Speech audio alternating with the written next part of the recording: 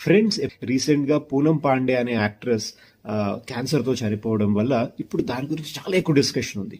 ఒక్క విషయం మాత్రం గుర్తుపెట్టుకోండి, క్యాన్సర్ ఎవరికైనా రావడానికి 2 రకాల కారణాలు ఉంటాయి. ఒకటి మన కంట్రోల్లో ఉన్న కారణాలు, రెండోది మన కంట్రోల్లో లేని కారణాలు. కంట్రోల్లో లేని కారణాలు అంటే వాతావరణంలో పొల్యూషన్ అని, మొబైల్ టవర్ రేడియేషన్స్ అని, ఈఎంఎఫ్ రేడియేషన్స్ అని చెప్పేసి, అలాగే మీరు పుట్టిన జీన్స్.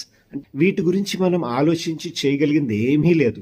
రెండో రకమైన కారణాలు ఏవైతే మన కంట్రోల్లో ఉంటాయో వాటి మీద ఫోకస్ చేసామనుకోండి, ఆటోమేటిక్గా క్యాన్సర్ వచ్చే ఛాన్సెస్ బాగా తగ్గిపోతాయి. 4 ఉంటాయండి. ఒకటి, వీలైనంత వరకు హెల్దీ ఫుడ్ తినడం, కొంతసేపు అయినా సరే ఎక్సర్సైజ్ చేయడం, శుభ్రంగా నిద్రపోవడానికి ట్రై చేయడం, హ్యాపీగా ఉండడానికి ట్రై చేయాలి.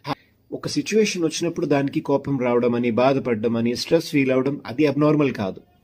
దాన్ని అక్కడ వదిలేయకుండా దాన్ని మళ్ళీ మళ్ళీ మళ్ళీ క్యారీ ఫార్వర్డ్ చేస్తూ ఉంటారు చూసారా, అది ప్రాబ్లం.